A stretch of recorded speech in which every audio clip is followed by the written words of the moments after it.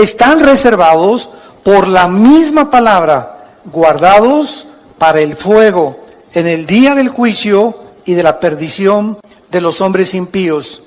Mas, oh amados, no ignoréis estos, que para el Señor un día es como 1000 años y 1000 años como un día. Vamos a detener nuestra lectura hasta este momento y vamos a analizar estos versículos uno por uno para, en primer lugar, darnos cuenta que si tú supieras que Cristo viene mañana, ¿cambiarías tus planes, tus prioridades, tus expectaciones? ¿Cuántas personas el otro día oí, por ejemplo, que un camión ahora en la nueva ruta, la nueva autopista que acaban de hacer de la Marquesa hacia Toluca, que son como 42 kilómetros, que te ahorran como 15, 18 minutos para no irte por la anterior? Se fue un camión, ya están prohibiendo la entrada de los camiones de redilas y los camiones grandes. Es una bajada impresionante. Bueno, no se calculó mucho, ¿verdad? Y el camión se fue contra la caseta y mató a la persona de la caseta, murió quemado junto con el chofer.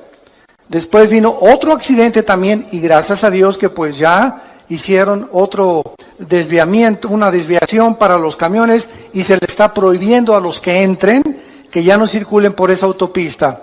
Lo que más me impactó fue que oí en el periódico que uno de los testimonios es que unos familiares de estas personas que murieron dijeron lo siguiente: mi tío, una de las personas que murieron, estaba cuando salió de la casa y voy a hacer esto, construir esto, etcétera, etcétera, y nos damos cuenta, uno de los familiares es cristiano, nos damos cuenta que así es la vida. Hoy vivimos, hoy en la tarde, hoy en la noche o mañana, ninguno sabe si vamos a amanecer. Nadie sabe. Todas las personas salimos al mundo y con proyectos y visiones y trabajo, etcétera, etcétera, cuando lo más importante es que todos estamos condenados, somos como una lista de reos condenados a muerte, porque algún día tenemos que entregarle cuentas a Dios. Entonces, si tenemos esta conciencia de que hoy puede ser el último día en que Dios tal vez te esté hablando y tal vez Dios te está dando la oportunidad de comenzar a cambiar ya tu trayecto y el camino que tú llevas, estoy seguro que cambiarías el rumbo de tu vida. Si respondes que sí, entonces eso quiere decir que necesitas hacer algunos ajustes ya en tu vida, no creyendo que tienes todavía un mes de vida, ni una semana, ni todavía, no me faltan todavía 10, 15 años, no me importa que tengas 20, 25 años de edad, 30, 35 años, la muerte toca las puertas a los niños recién nacidos, como al que llega a los 113 años del último señor judío que acaba de morir de 113 años. Así que la muerte es para todos los seres humanos, para todas las edades, en el momento en el que menos lo pensamos. Si tú respondes que sí, ¿verdad? Entonces la Biblia tiene muchas exhortaciones para que nosotros vivamos a la luz de la eternidad. A la luz de cada día levantarme, Señor, yo no sé si es mi último día, encomiendo mi familia a ti, Señor, te encomiendo mi vida, guíame, Espíritu Santo, muéstrame las decisiones que tengo que tomar, que las decisiones que no tengan consecuencias para el mal, sino para el bien, que cada decisión que yo tome en este día sea para tu gloria, Señor. Cuando comenzamos a vivir con esta expectación de la eternidad, es cuando podemos comprender al rey David, en uno de los salmos, que oró a Dios y le dijo: oh Dios, enséñame a contar los días de tal manera que traiga sabiduría al corazón. Vean, por ejemplo, en Romanos capítulo 13, versículos del 11 al 14, la exhortación que nos hace el apóstol Pablo. Y esto, conociendo el tiempo. ¿Cuál tiempo? El tiempo que es cortísimo de nuestra vida. Que ya es hora de levantarnos del sueño, porque ahora está más cerca de nosotros nuestra salvación que cuando creímos. La noche está avanzada y se acerca el día. Desechemos pues las obras de las tinieblas y vistámonos las armas de la luz. Andemos como de día, honestamente, no en glotonerías y borracheras, no en lujurias y lascivias, no en contiendas y envidia, sino vestíos del Señor Jesucristo y no proveáis para los deseos de la carne. Noten ustedes en el versículo 12 que la vida espiritual la compara el apóstol Pablo, guiado por el Espíritu Santo, con el día y la noche. Cuando llegan las 9, 10 de la noche, en el caso particular mío, yo a las 10:30 ya estoy roncando, ¿verdad? Tal vez 10:15, 10:30. Ya sé que es mi hora.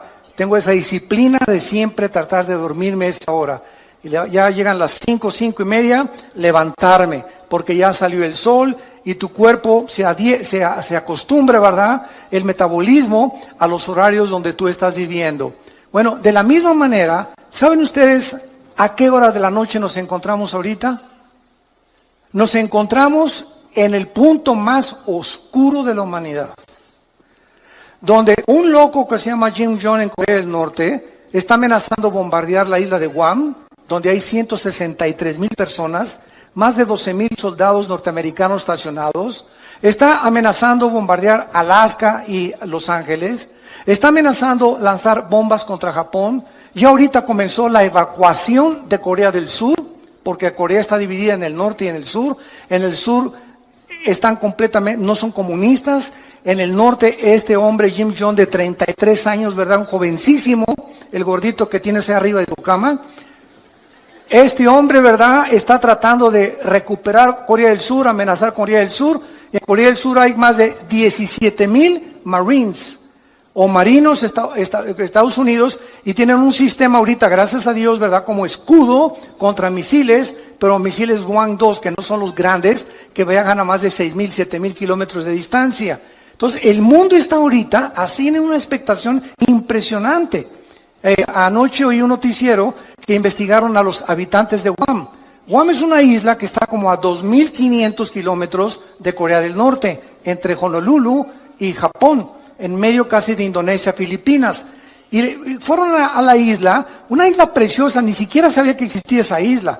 En muchos mapas ni aparece. Entonces, unas playas preciosas, pero está la estación más grande norteamericana de los portaaviones y de los aviones destroyers. Y comenzaron a entrevistar los periodistas a los habitantes de esta isla, preguntándoles: ¿cómo viven ustedes ahorita que saben que ustedes van a ser el primer blanco de este señor que ya amenazó que esta semana manda 4 misiles alrededor de la isla? Y simplemente la pura radiación de esos misiles, aunque no tengan todavía cabezas nucleares, es peligrosísimo para los habitantes. Y el 80% de los habitantes contestaron: es que todos nos levantamos en esta isla sabiendo que es nuestro último día. No esperamos amanecer. Y si amanece, le damos gracias a Dios. Sabemos que en cualquier momento ya estamos, ahora sí que ya con esta amenaza desde hace muchos años, desde los abuelos de este señor Kim Jong, que siempre amenazó destruir esa isla por odio a los americanos. Entonces, cuando dijeron esto, me llamó la atención, porque es la forma como un cristiano debe de vivir. Todos sabemos que al levantarnos tal vez sea el último día. ¿Sabes tú acaso si mañana amaneces? ¿Sabes tú un accidente en la carretera, una bala perdida, un asalto, un secuestro, una enfermedad? Que vais al hospital mañana: doctor, me siento de maravilla. Discúlpeme, don Pancho, pero los rayos X dicen que usted tiene cáncer y hay una metástasis que se le ha cundido por todo el cuerpo. Oiga, pero yo me siento bien. Usted se siente maravilla. Los rayos X no fallan. Usted tiene cáncer y tiene 3 meses de vida. Y así, de la noche a la mañana, te cambia el panorama de tu vida. Estoy seguro que cuando alguien recibe estas noticias, cambia completamente su manera de vivir. Se enfoca ya en nuestras cosas, se da cuenta que realmente tenemos que vivir, porque muchos de ustedes no están conscientes de eso. Aunque sabemos que vamos a morir, casi nadie vive bajo la luz de la eternidad. Mientras observamos estos acontecimientos actuales, estamos al borde de una guerra internacional. Nos han bombardeado con correos: oiga, es la Tercera Guerra Mundial. ¿Qué pasa si Corea del Norte cumple sus amenazas? Trump va a contestar estas amenazas. Si contesta esas amenazas, ¿Cuáles son las consecuencias que habría de muertos en Corea del Norte? Porque inmediatamente Corea del Norte bombardearía Corea del Sur. Por lo menos en Corea del Sur, el primer día habría 100,000 muertos. El primer día que este hombre con su artillería, no con misiles, con la pura artillería contestara si Estados Unidos atacara, morirían más de 100,000 personas. Ahora, hace 3 días, el presidente de China, Xi, le mandó un recado a Trump y le dijo lo siguiente: nosotros no te apoyamos si tú inicias el ataque a Corea del Norte. Si Corea del Norte inicia el ataque y ellos atacan a Estados Unidos, nosotros vamos a permanecer neutrales y no nos vamos a meter en el conflicto. Pero si Estados Unidos ataca primero y lanza el primer misil contra Corea del Norte o para destruir sus sitios nucleares, China dijo, entonces nosotros tendríamos que intervenir porque le llamaríamos una agresión de acuerdo a las leyes internacionales de la justicia en La Haya, en Holanda. Entonces, vivimos un mundo tan incierto donde sabemos que ahora no son juguetes las armas que tienen los países. Rusia tiene una base nuclear en Venezuela, apoyado por Irán. Rusia tiene bases navales en Siria y está defendiendo Siria junto con Irán y con Turquía para que Estados Unidos no entre al Medio Oriente otra vez.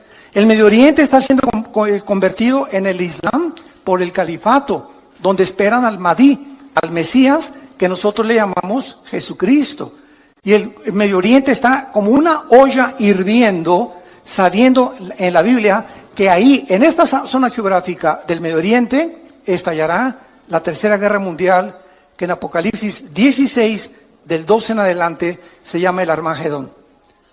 Entonces, santos de Dios, si estalla ahorita una guerra con Corea o con lo que sea, no es la Tercera Guerra Mundial. Faltan 3 guerras. Una antes de que venga Cristo en el arrebatamiento, y va a haber 2 guerras o 3 a lo más durante el período de la tribulación. Simplemente en el 4º sello, Apocalipsis 6 del 5 en adelante, 1/4 parte de la humanidad va a morir. En la 5ª trompeta, 1/3 parte de la humanidad va a morir. Y cuando venga la guerra del Armagedón, si no viene Cristo y desciende con nosotros en la tierra, nos auto extinguiríamos. La raza humana se autodestruiría del odio tan grande que existe en el mundo. Ahorita, en los últimos, escuchen esto, 100 años, en una ciudad llamada Charlottesville, en Nueva Jersey, antier, se levantaron después de 100 años un grupo de nacionalistas blancos, que son los que forman el famoso Ku Klux Klan, con los neonazis y con símbolos de la suástica nazi. En esta ciudad se levantaron para levantarse en armas y clamar que se necesita una reforma de los blancos, que los blancos deben de volver a gobernar Estados Unidos. Es el racismo en su último grado. En los últimos 100 años, esto no se había visto en Estados Unidos. Había habido pequeños brotes, ¿verdad? Siempre blancos contra negros, contra mexicanos, pero ya este movimiento que se levantó ahí en Nueva Jersey, en Charlottesville, hace 3 o 4 días, es algo, ¿verdad?, terrible, que nos habla la condición y la temperatura en que se encuentra el mundo donde tú y yo estamos viviendo. No cabe duda, vivimos en los últimos tiempos. Iglesia, despiértate, porque los cascos del Apocalipsis ya se oyen en el cielo. El tiempo se nos acabó. Muy bien, vamos pues a ver de qué manera nuestra esperanza en el regreso de Cristo debe afectar nuestra manera de vivir. Regresemos a nuestro pasaje de 2 de Pedro, capítulo 3, y vayamos estudiando cada versículo. En primer lugar, aquí encontramos 3 líneas de pensamiento en el pasaje que acabamos de leer, 3 líneas de pensamiento a la luz de la realidad. Número 1, se nos exhorta en primer lugar cómo vivir en los últimos tiempos, vivir a la luz de las promesas de Dios. Esta es la primera cosa que se nos aconseja, particularmente relacionadas las promesas con el futuro. Veamos lo que dice el versículo 1. Amados, Esta es la segunda carta que les escribo, y en ambas despierto con exhortación, despierto vuestro limpio entendimiento, para que recuerden, para que tengan memoria de las palabras que antes han sido hechas por los santos profetas. O sea, tenemos que recordar, en primer lugar, viviendo en esta última generación, recordar las promesas que en el Antiguo Testamento se hicieron respecto al futuro que tú y yo actualmente estamos viviendo. Esto se refiere a todos los eventos futuros que se profetizaron en el Antiguo Testamento, como viene la gran tribulación, la segunda venida, la apostasía de la iglesia que ya estamos viviendo. Nunca la iglesia cristiana había sido bombardeada con tantas herejías, con tantas barbaridades que se están predicando y que se están enseñando en los últimos 30, 40 años. Es impresionante la cantidad de miles, ustedes no lo saben, miles de cristianos en Sudamérica y en Europa que dicen no encontramos una iglesia con sana doctrina. Y están reuniéndose en sus casas, nos piden nuestros videos, nuestras enseñanzas a través de los CDs, etcétera, etcétera. Tenemos más de 3,725 reuniones en casas en Sudamérica que se están alimentando con el curso que tenemos de ITI, el Instituto Teológico Internacional que dirige mi hermano Alejandro, y se están alimentando de eso 1 hora diaria y están juntándose en su casa porque no encuentran una iglesia de sana doctrina. Es impresionante.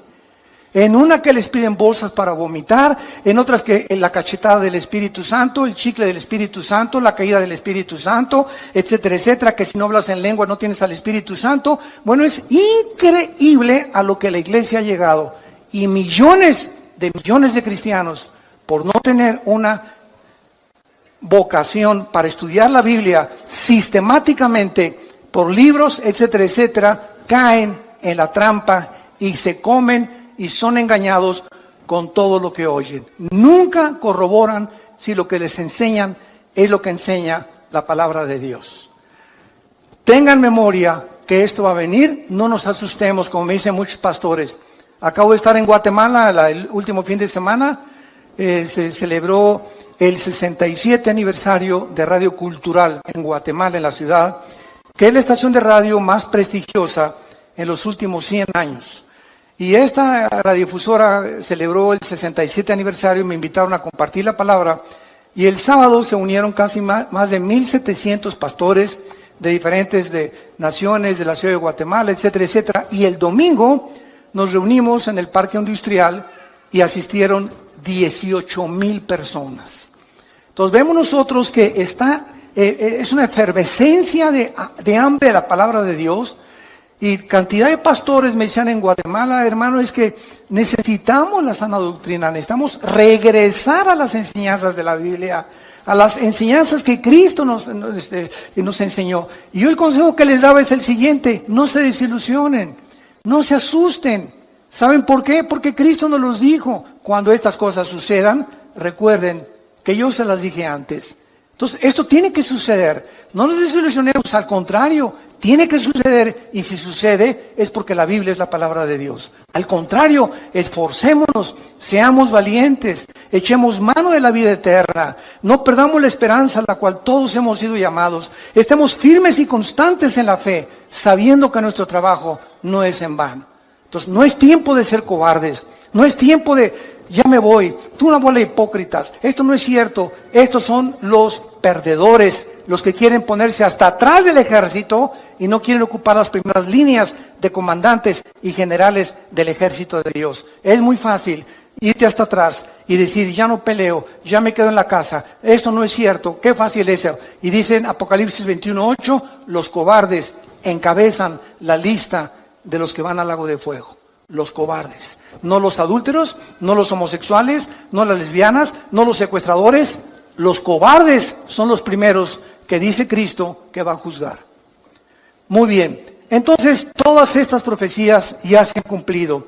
Y la exhortación es que mantengamos estas promesas en nuestra mente, porque las vamos a necesitar. Dice el versículo 3, sabiendo primero esto. O sea, ¿por qué necesitamos recordar estas promesas? Porque en los postreros días, que es la época que estamos viviendo, que actual es la Biblia, vendrán burladores, andando en sus propias concupiscencias y diciendo, ¿dónde está la promesa del Hijo de Dios? Siempre ha habido guerras, siempre ha habido terremotos, siempre ha habido maldad, siempre ha habido pecado, bla, bla, bla, bla, bla, bla, bla, bla. Y así tenemos ahorita un mundo impresionante. Tú te metes, por ejemplo, a una conferencia bíblica, profética, y ve los comentarios. Hay buenos y hay negativos. Son puras mentiras. Es pura hipocresía. Y siempre hay estas cosas. Todas estas personas que mandan estos comentarios se les llama burladores. Y ahora es muy importante esto, porque eso nos explica por qué necesitamos aferrarnos a estas promesas. Un burlador, escuchen esto, no es lo mismo de una persona que tiene dudas. Porque los que dudan honestamente están abiertos a las evidencias. Pero el burlador es la persona que ni siquiera quiere oír las evidencias ni hacer caso de las evidencias o las pruebas que la Biblia ofrece para demostrarte que estás equivocado. El burlador se dedica a burlarse, a criticar, a despreciar y atacar las cosas de Dios. En el Salmo 10, en el Antiguo Testamento, David escribió lo siguiente, versículos del 3 al 5. Salmo 10, del 3 al 5. Porque el malo se jacta del deseo de su alma, bendice al codicioso y desprecia a Jehová. El malo, por la altivez de su rostro, no busca a Dios. No hay Dios en ninguno de sus pensamientos. Sus caminos son torcidos en todo tiempo. Tus juicios los tiene muy lejos de vista. A todos sus adversarios desprecia. Y en el capítulo 14, versículo 1, dice David, dice el necio en su corazón, no hay Dios. Lo más lejos que el hombre pueda llegar es reconocer que Dios tenía razón. Y a partir de ese punto ya no llegas más lejos sin Jesús en tu vida. Entonces, es importante, ¿verdad?, darnos cuenta que por qué actúan estos burladores de esta manera. Regresamos a nuestro pasaje 2 de Pedro. Y dice el versículo 3, ¿por qué estos burladores que abundan en la televisión, en las telenovelas, en los programas y en las entrevistas del radio, en el cine, en las películas? ¿Saben ustedes, santos de Dios, por qué esta gente actúa de esa manera? Burlándose, despreciándose, riéndose, haciendo mofa de las cosas espirituales. Nos lo dice el versículo 3, porque andan según sus propias concupiscencias. En otras palabras, son personas que no quieren que Dios se meta a sus vidas. Son personas que no quieren que haya nadie del universo que les ponga 10 mandamientos para vivir. Son personas que no les importa ni tampoco les conviene tener un Dios a quien someterse. Ellos quieren andar. La palabra concupiscencia, apúntalo, significa pasiones sin control o deseos desordenados. No tengo ningún freno moral, me acuesto con el que sea, puede ser hombre, puede ser mujer, mujer con mujer, hombre con hombre, o puedo tener amante, puedo tener esposa, o me puedo acostar con mi novio o con mi novia. Son personas que no tienen frenos, están como caballos desbocados en la vida. Hacen lo que, como caballos bien alimentados, relinchan tras las mujeres que no son su esposa. ¿Y saben ustedes por qué? Lo dice aquí en 2 de Pedro, capítulo 2.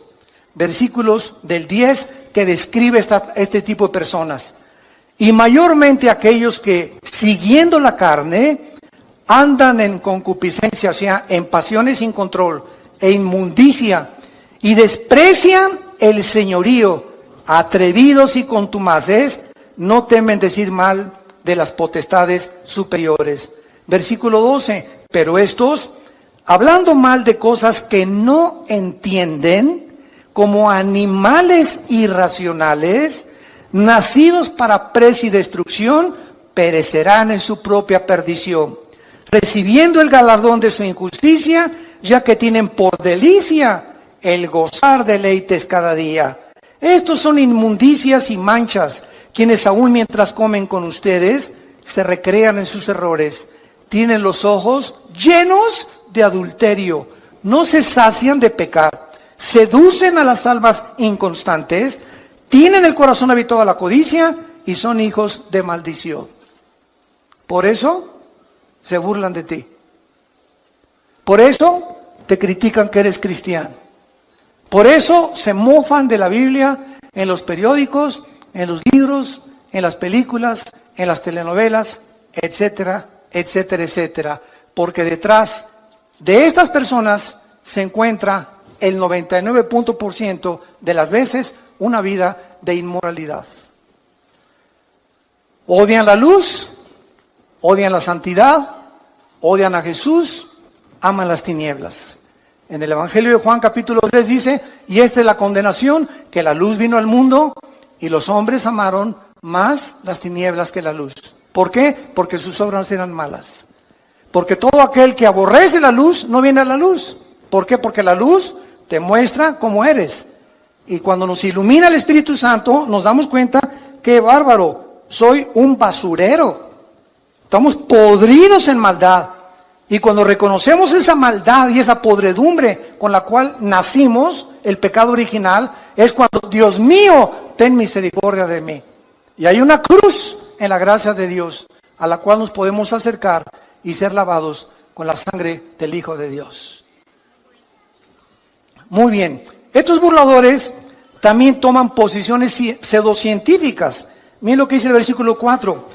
Y dicen, ¿dónde está la promesa de su advenimiento? O sea, de que va a venir. Porque desde el día que los padres durmieron, todo permanece igual. Esta explicación, ¿verdad?, no cuadra con lo que la Biblia dice. Si estas personas realmente necesitan evidencias de la actividad de Dios en la historia, es bien fácil. La misma historia, señores historiadores que nos visitan, sociólogos que nos visitan, científicos y catedráticos y doctorados y licenciados que nos escuchan, la Biblia nos muestra que la historia misma demuestra la existencia de Dios. ¿De qué forma? Ven a la Biblia y encontrarás que Dios puso simplemente un botón de muestra, el libro de Daniel. En el libro de Daniel, Dios le recuerda hace 2600 años al profeta Daniel el orden exacto en el que iban a transcurrir todos los imperios gentiles hasta la segunda venida de Cristo, en la famosa estatua del sueño que tuvo el rey Nabucodonosor. Y Dios le dice a Daniel, la cabeza de oro es Babilonia, tal como Daniel lo comprobó porque él vivió bajo el imperio del rey Nabucodonosor. Y le dice Dios, después de Babilonia vendrá otro imperio que, de acuerdo a la historia, ¿quién fue? Los medos y los persas, que hicieron una alianza. Y le dice Dios, y el pecho, el vientre de bronce, vendrá otro imperio. De acuerdo a la historia, ¿quién fue? Grecia, con Alejandro el Magno, con sus conquistas relámpago, que a los 33 años se murió en lo que es ahorita Irak, que en la Biblia se le llama Babilonia.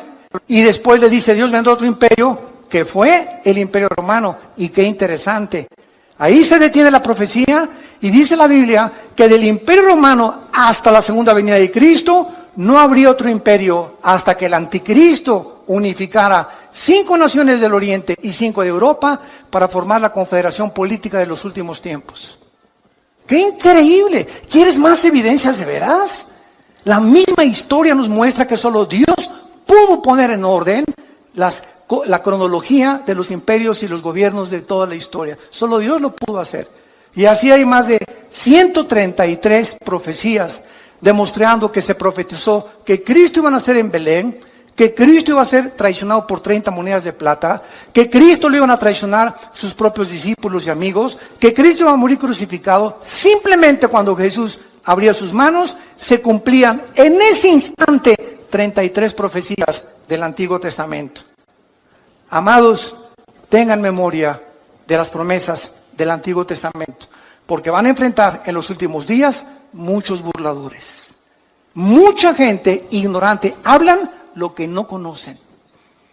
Como un tonto, ¿verdad? Que tuve un debate con él en la televisión hace no mucho tiempo, me comenzó a insultar, y llegó el momento en que me dijo, mire, es más, me dice, yo no creo que ni siquiera Cristo haya existido. Y esta persona tenía 2 títulos universitarios.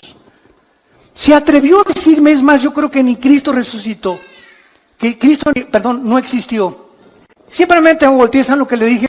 ¿Me puede decir qué fecha es ahora? 10 de mayo de 1997. ¿Y desde cuándo está usted contando? 10 de mayo de 1997. Y se quedó así. Y le contesta el moderador, burro, desde que nació Jesús. La misma historia, y se dividió. Cuando vino Cristo, revivió la historia. Y fue tan impactante la entrada de Jesucristo a la historia que contamos antes y después de Cristo. No antes y después de Buda, ni de Mahoma, ni del Dalai Lama, ni de tu padrino Walter Mercado. Fue tan impactante la entrada al escenario mundial del Hijo de Dios que la historia se dividió. Dije, ¿desde cuándo cuentas 1997? Cabeza de ostión. Impresionante, hablan tantas barbaridades, tantas tonterías. Bueno, así es como está el mundo. Tengamos memoria de esto porque se viene más y más y más la crítica y la oposición. Entonces, como decíamos, también toman posiciones pseudocientíficas. O sea, hasta toman pasajes bíblicos para apoyar sus ataques y hacer sus argumentos disque más válidos. Simplemente estas personas les recordamos la historia y te contestan, ay, pues yo no había leído el libro de Daniel. Entonces no hables si no conoces lo que estás diciendo. Yo no puedo...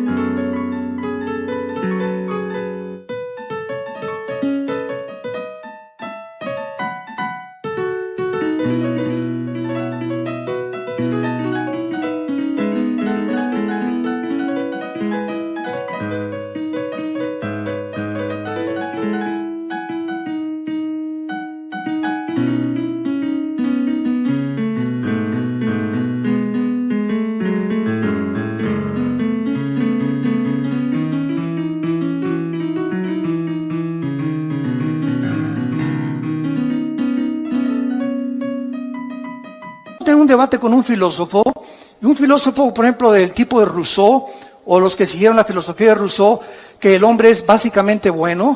Yo no puedo meterme a su ideología si no conozco lo que él me está presentando, porque al meterme yo en lo que yo no conozco, él me puede contraatacar, porque él sí lo conoce.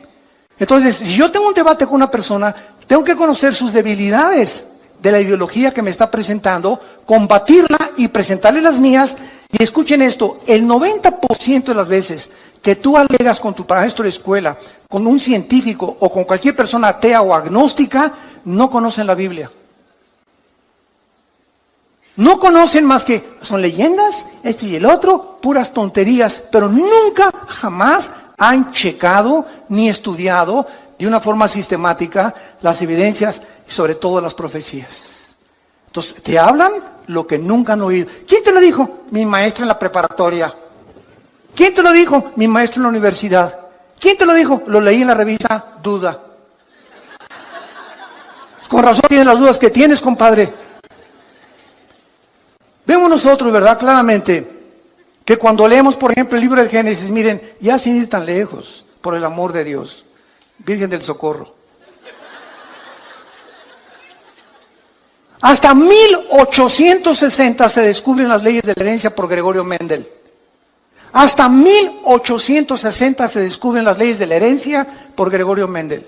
Cuando comienza a hacer experimentos con chicharitos y se da cuenta que hay algo que se transmite y que se hereda.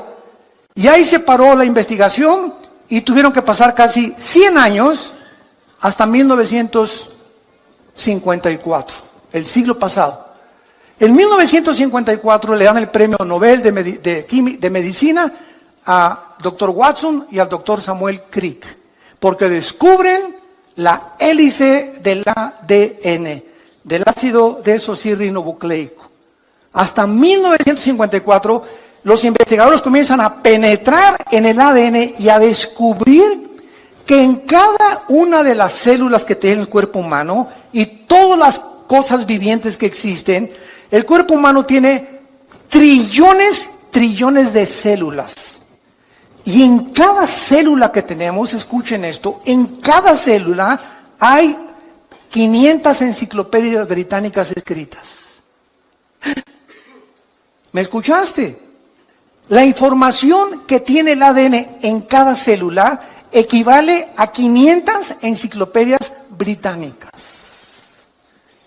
Con 4 letras nada más. Y en esa información inteligente que cada célula tiene, está escrito tu color de ojos, tu color del pelo, mi color de piel, nuestra estatura, todas las características que tenemos y venimos heredando desde Adán y Eva. Abuelos, bisabuelos, tatarabuelos, todo se encuentra en cada célula. Entonces, el ADN y el código genético que tengo yo en mis células, le sacan una a Chita, y cuando examinan el ADN de Chita, no corresponde al ADN que yo tengo. ¿Qué significa esto? Que cuando se mezcla un perro con un gato, un burro con un caballo, un león con una cebra, el ADN impide a través de los aminoácidos de la biología que haya una mezcla de especie contra especie, porque entonces se rompe el patrón que Dios estableció desde el Génesis, como lo vamos a ver, capítulo 1, versículos 12 y 13, que todo tiene que ser de acuerdo a su género y a la forma en la que tienen ellos su desarrollo, como las frutas, los animales y nosotros los seres humanos. Cuando se cruzan dos especies, nacen híbridos. Cruza un caballo con una burra y ¿qué nace? Una mula. Y cuando la mula la quieres volver a cruzar, no puedes porque es híbrida. Se rompió las leyes escritas casi 4,000 años antes que Gregorio Mendel, papá. Miles de años antes que los científicos descubrieran que la sangre es la que produce el cuerpo humano y que la vida está en la sangre, y cuando se descubre la circulación de la sangre, la Biblia lo decía 3,000 años antes. Antes que se descubriera la proliferación bacteriológica en el mundo, de que si tú haces popó en la calle, o un perro hace pipí, o tu hijo hace pipí en la banqueta, o un perro, aunque el mundo es invisible, todas las bacterias, ¿verdad?, se elevan, y las amibas y todo, y la puedes tú respirar, y te pueden entrar a tu organismo. Miles de años antes de que se descubriera que existen bacterias invisibles hasta que se descubrió el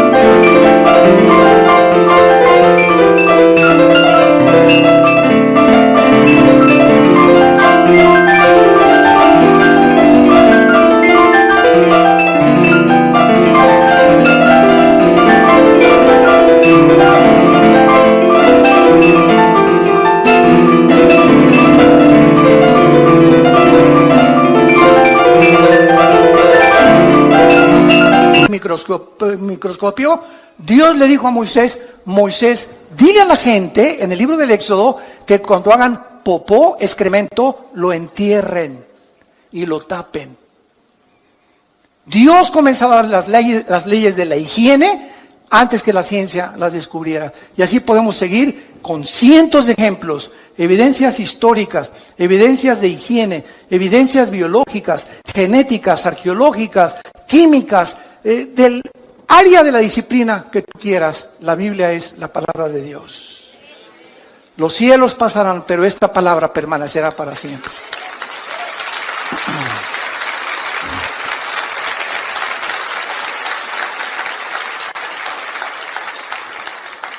Ahora, vemos también, ¿verdad?, que es importante el tiempo de Dios. Porque esta es la pregunta que también dicen, no todas las cosas han sido igual, siempre ha habido guerras, etcétera, etcétera. Es verdad, siempre ha habido guerras. Es más, el Instituto para la Investigación de la Paz en Suecia, Estocolmo, ¿sabe lo que dictaminó hace algunos años?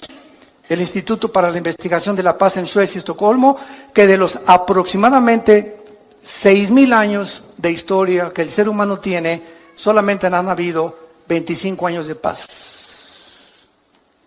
En 6,000 años, el ser humano solo ha tenido 25 años sin guerras. ¿Qué significa esto? Que la historia del ser humano es guerra tras guerra, generación tras generación, por nuestras pasiones, la codicia, quiero tu terreno, quiero conquistar esa área geográfica, quiero tener esta colonia aquí, los franceses, los ingleses, los austriacos, los judíos, los árabes, etcétera, etcétera. Todo el mundo siempre ha estado en continua guerra. Hace algún tiempo, tengo aquí las palabras de uno de mis autores favoritos, C.S. Lewis.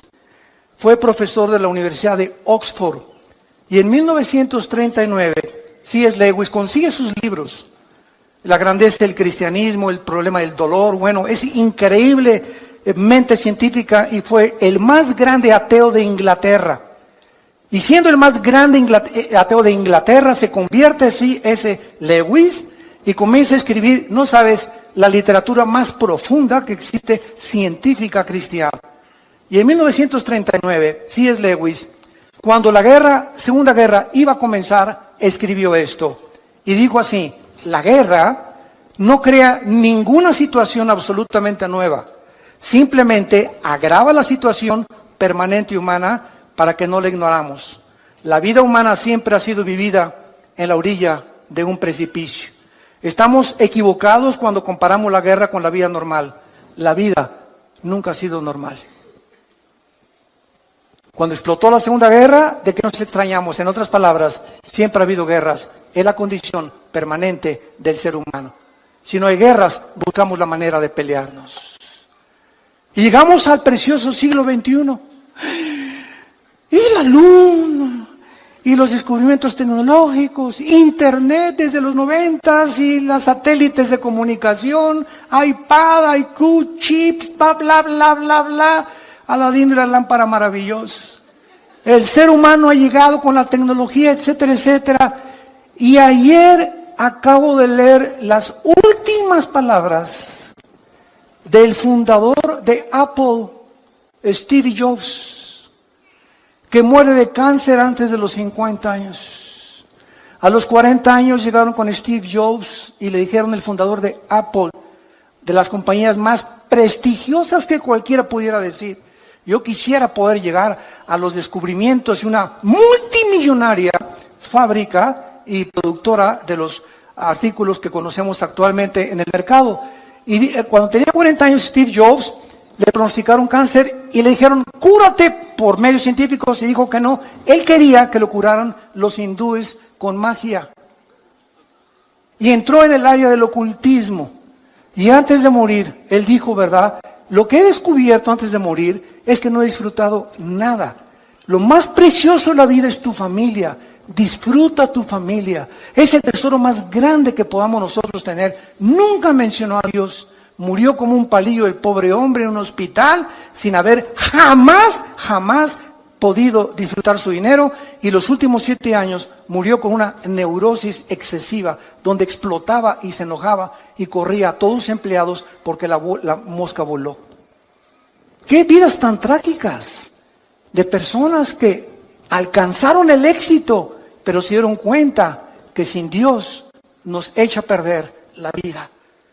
Por la maldad con la cual nacimos y porque enfocamos nuestros talentos y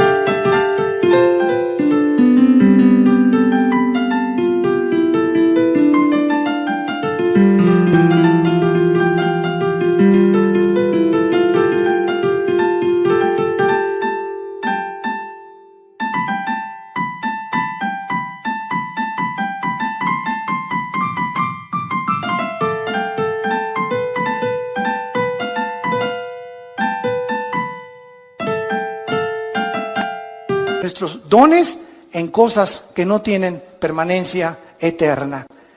Entonces, el tiempo es importante, como cuando comenzamos esta conferencia. Tú no sabes si mañana vas a morir. Tú no sabes si esta tarde te ha hablado Dios por última vez en tu vida. No lo sabes ni lo sé yo. Y ante la luz y la expectación de estas cosas, analicemos nuestra vida si estamos en la fe. Examinémonos realmente si realmente tenemos a Cristo como nuestro Salvador, si estamos caminando con Él. Hace algún tiempo, les conté una vez, estaba ya a la salida de un desayuno en México y me alcanza en el elevador un señor y me dice: oiga, usted es el que acaba de exponer la conferencia, a sus órdenes, le dije. Me dice: usted debe saber muchas cosas, ¿verdad? Usted es teólogo. Le dije: sí, efectivamente. Tengo 2 doctorados y una licenciatura en teología. Me dice: bueno, pues con esos títulos que usted tiene, me puede responder esta pregunta. Le dije: dígame usted, ¿por qué Dios no mata al diablo? Y me dice, no se quedó ahí, y me dice: porque Dios es todopoderoso, ¿verdad? ¿Qué dice usted? Amén, amén, Dios es todopoderoso. Entonces, si Dios es todopoderoso, ¿por qué no mata al diablo? Y déjame decirle antes que me conteste, y si no lo mata es porque no es misericordioso ni es amor. Fíjense usted la pregunta que me hizo, ¿no? Entonces yo le contesté, le dije: dele gracias a Dios, porque si Dios acabara con el mal ahorita, comenzaría con usted.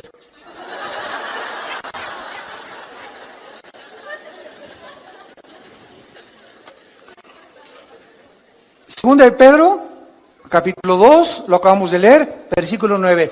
El Señor no retarda su promesa, según algunos la tienen por tardanza. ¿Y por qué Dios no acaba ya con esto y con aquello? ¿Sabes por qué? Porque Dios es paciente para con todos, esperando que tú te arrepientas.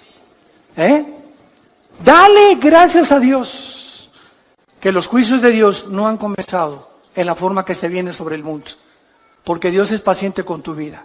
Te va a seguir hablando a través de tu esposa, a través de tu esposo, a través de tus hijos, a través de tus amigos en tu trabajo, a través de las conferencias en YouTube, en Internet, en las iglesias cristianas. Dios nunca deja de hablar, porque es paciente con tu vida. Pero llega un momento el que tú has decidido no creer. Y tienes la luz y tienes las evidencias, pero no te conviene. No es que no creas por falta de evidencias, como dijo Carlos Sagan, el último ateo del siglo XX, astrofísico. Es que si tuviera más evidencias para creer en Dios, hubiera creído en Dios. Pero detrás de la vida de este hombre, ¿verdad?, no había las características que él deseaba, porque no le convenía entregarse a Dios. Y esa es la tragedia humana, que la luz vino al mundo y los hombres amaron más las tinieblas que la luz. Ahora, en cuestión del tiempo, ¿verdad?, Dios no percibe el tiempo como todos nosotros. ¿Por qué no acaba ya Dios con todo? Porque el tiempo de Dios no es como tú lo piensas. Les voy a hacer una historia interesante relacionada con esto, que tiene algo de humor. Un hombre llegó al cielo y le preguntó a Pedro: Pedro, en el cielo, ¿cuánto es un minuto? Y le contestó Pedro: un minuto es 1.000.000 de minutos aquí arriba. Esto es interesante, le dice el hombre, y le volvió a preguntar: oye Pedro, ¿y un peso? ¿Cuánto es en el cielo? Y dijo: no, en el cielo un peso es más de $1.000.000. Y entonces este hombre se quedó pensando y le dijo: oye, ¿me puedes prestar un peso? Y le contestó Pedro: sí, claro que sí, dame un minuto. Qué burro, ¿verdad? Así es. Dios está fuera de nuestras 4 dimensiones, y para Él un día es como 1.000 años, dice el Salmo 90. Entonces, Él no está de acuerdo, ¿verdad?, en el tiempo como nosotros, como transcurre aquí. Aquí el planeta gira sobre su eje en 24 horas, se traslada alrededor del Sol en 365 días, que hace un año, pero Dios está fuera de nuestra galaxia. Él está fuera de las 4 dimensiones. Tú y yo vivimos en 4 dimensiones. Dios es un ser extradimensional. Entonces, Él enfoca y todas las cosas las ve completamente diferente a nosotros. Y cuando estemos en el cielo, después de que veamos lo que nos espera y las bendiciones que vamos a tener, y qué Disneylandia, ni qué Reino Ventura, ni qué Riviera Maya, ni Honolulu, ni qué nada. Cuando estemos ahí en el cielo, vamos a ver nuestro pasado y todo lo que sufrimos, 50 años, 60 años. Mira, en tus 60 años que has sufrido, desde que tú naciste no fueron puro sufrimiento. Cálmate, ya le ganaste a Job. Entonces la vida no es todo sufrimiento, tenemos épocas, ¿verdad? De sufrimiento y de tristeza y valles y montañas, porque así es la vida humana. Pero cuando estemos en el cielo y veamos esas épocas y meses o años que sufrimos, no se van a comparar.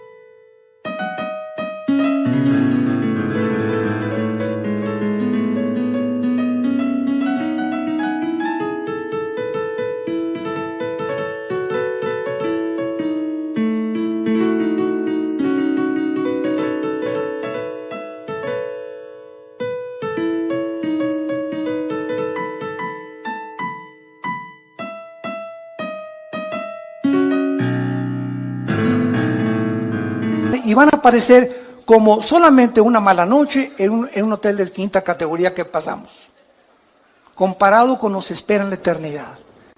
Y diremos ahí, valió la pena vivir para Cristo. Y ahí voltaremos hacia atrás y diríamos, ¿de eso nos estábamos quejando? ¿Teníamos tanta prisa cuando la eternidad nos está esperando con las bendiciones infinitas que Dios tiene para todos aquellos que le han entregado su corazón? Es por eso que nosotros debemos vivir a la luz de la eternidad. Dice el versículo 9, el Señor no retarda su promesa, sino que es paciente. Muchos la tienen por tardanza. Ay, ¿cuándo viene Jesús? Ay, que se acabe ya todas estas cosas. Desde tu perspectiva del tiempo y desde mi perspectiva del tiempo, elevemos nuestro corazón y nuestra alma a Dios. Pidámosle que nos dé sabiduría para vivir la corta vida que tenemos y empleemos todo lo que nos falta por vivir para la gloria de su Hijo Jesucristo. Señor, te damos gracias.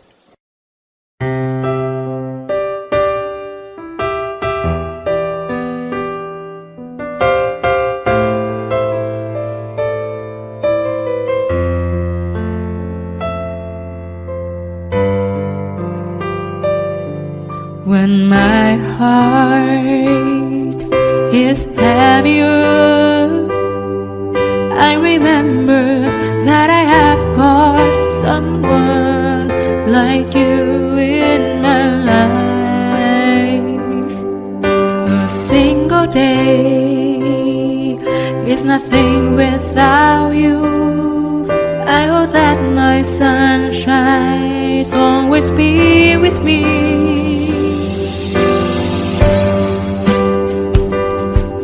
Complete me and my being. Your smile cultivates my heart. I am so not me when you look at me. I forget what I really had to say. This is the magic of your love for me. Is my soul the destiny that I am vehicle of my dreams?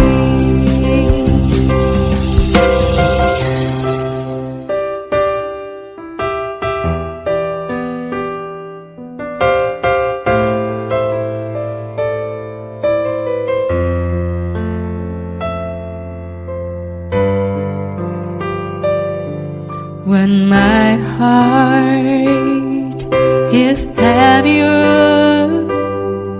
I remember that I have got someone like you in my life.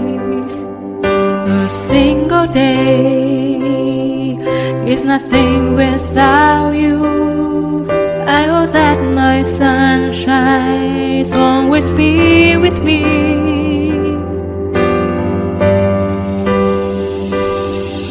complete.